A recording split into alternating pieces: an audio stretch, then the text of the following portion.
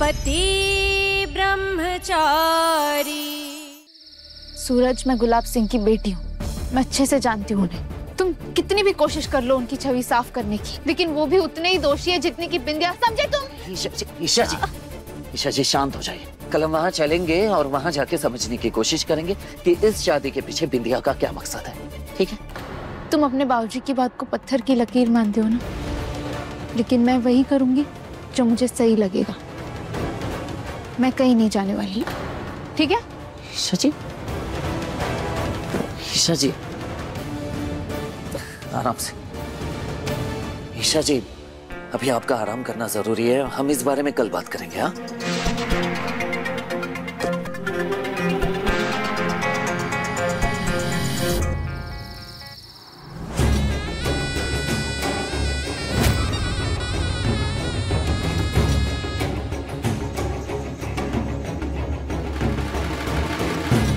कल तुझे बिंदिया की दावत पे आना ही पड़ेगा सूरज, वो भी ईशा के साथ, ताकि ईशा अपनी आंखों से देखे कल क्या हंगामा होता है।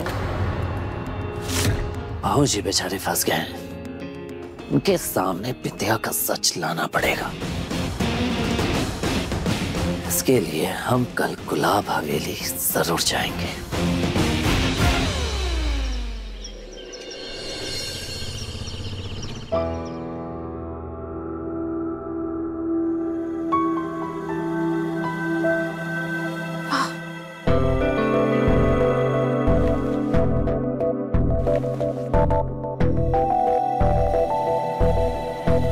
ईशा जी कहाँ चली गई?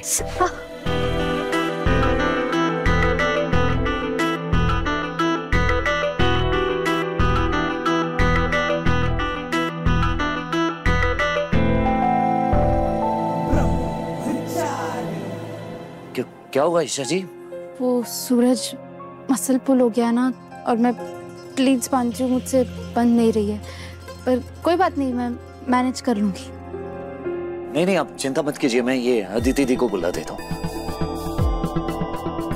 अदिति दी! क्या है? अदिति मंदिर गई है। रिया, मोनिका भाभी। रिया नहा रही है और मोनिका ब्लूटूथ को स्कूल छोड़ने गई है। क्या काम है रिया और अदिति से? नहीं, कुछ नहीं ताई माँ। कोई नहीं है, ताई माँ के घुटनों में दर्द है, पर कमरे तक आने में उन्हें तकलीफ होगी। ईशा जी, कोई बात नहीं है, ये लाइए, मैं मदद कर देता हूँ। नहीं सूरज, तुम रहने दो, मैं कर लूंगी, बस हो गया। मैं कह रहा हूँ ना ईशा जी, दीजिए।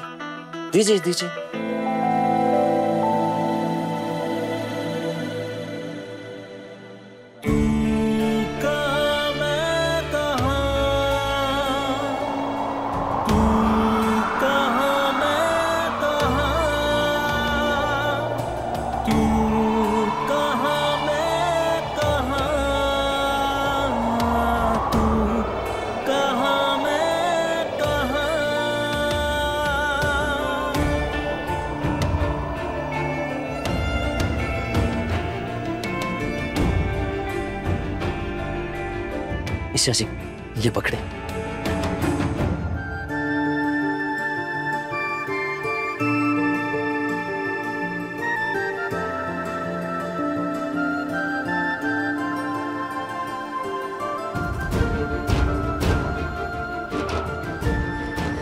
थैंक यू सूरज।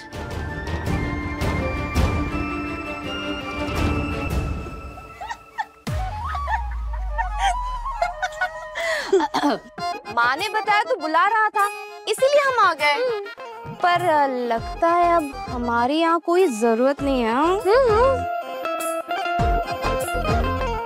अदिति, आप भी ना बस मेरे टांग खींचते रहती हैं। अगर आप दोनों आ गए थे तो बोल दिया होता ना, वो ईशा जी को हेल्प चाहिए। हमें कोई शौक नहीं है पति पत्नी के बीच कबाब में हड्डी बनने का, है ना? हाँ। वैसे अदिति दी, मैंने ना पहला ऐसा ब्रह्मचारी देखा है जो इतना प्यार से रोमांस भी करता है और ब्रह्मचर्य भी नहीं तोड़ता। अरे वो ईशा जी को हाथ में दर्द था, मैंने आवाज भी दी थी, कोई आया ही नहीं तो क्या करता, तो मैंने हेल्प कर दिया। और क्या? बेचारा क्या ही कर लेता। हाँ जीती जी, पता है सूरज भैया तो पहले एकदम भड़के हुए रहते थे, तो एकदम क्यूट वाला गुस्सा करते हैं। शादी के बाद अच्छे अच्छे शेर ना शांत हो जाते हैं। तो अपना सूरज क्या चीज है ना रिया? बात तो सही है। आप दोनों मिलके मेरा मजाक उड़ा रहे हो ना? हाँ? नहीं उड़ाइए, जितना मजाक उड़ाना है उड़ाइए। वैसे भी ना आप दोनों हमेशा मेरे पीछे ही पड़े रहते हैं। चलिए हटिए, जाने दे। अरे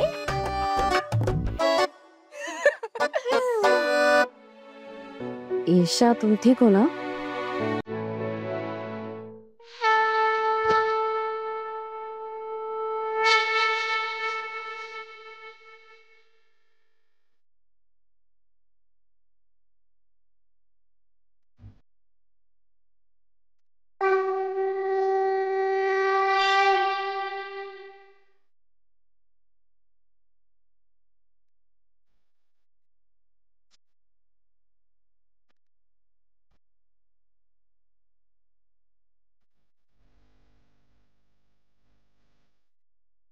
कितनी मधुर आवाज है ना माँ, ऐसा लग रहा है साक्षात सरस्वती फूट रही है कंठ से। हाँ।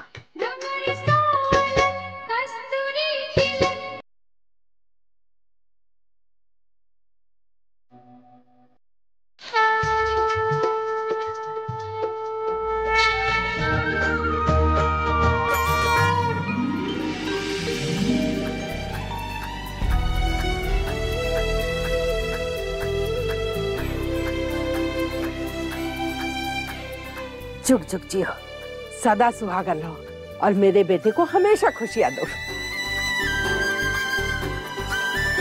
अरे बस बस,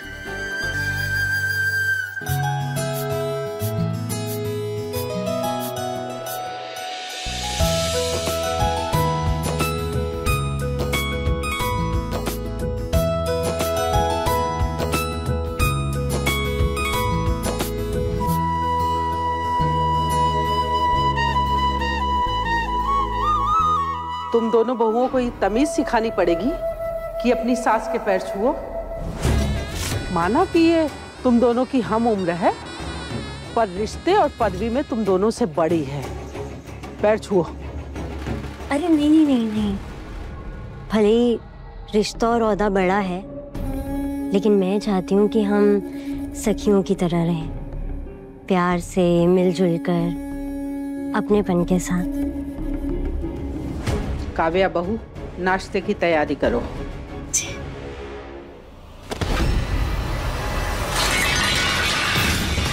सॉरी।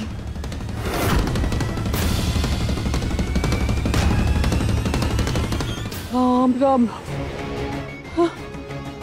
कैसा बड़ा अपशकुन कर दिया। आज तुझे मुझसे कोई नहीं बचा सकता। नहीं माँ जी, इसमें काव्या की कोई गलती नहीं है। पता नहीं मेरे हाथ की पकड़ी कमजोर हो गई थी और मेरे हाथों से थाल नीचे गिर गई। मैं माफी मांगती हूँ आपसे। आप जो सजा देना चाहे आप मुझे दे दीजिए। बिंदिया बहू, दूसरों की गलती पे पर्दा मत डालो। इन्हें कैसे काबू में रखना है ये मैं अच्छे से जानती हूँ। इन्हें तो मैं ही सुधारूंगी। माँ जी, पहले की बात और थी, लेकिन अब इनको संभालने की जिम्मेदारी इनकी सास यानी मिसेस गुलाब पर छोड़ दीजिए।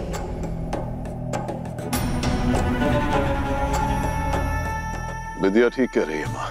अब तुम्हें अपने कांधों से घर की जिम्मेदारियां उतार कर बिंदिया को दे देनी चाहिए और आराम से अपना जीवन बिताओ। मुझे बिंदिया पर पूरा भरोसा है, ये हमारे घर में आई अव्यवस्था को धीरे धीरे बिल्कुल ठीक कर देगी।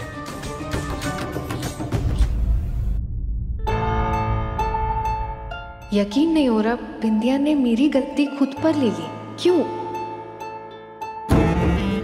सिंदूर में बड़ी ताकत होती है। ईशा का सिंदूर छीनने के लिए जो ब्रह्मास्त्र मैं चलाऊंगी वो होगा मेरा सिंदूर। पति ब्रह्मचारी, शाम 7 बजे दंगल टीवी पर।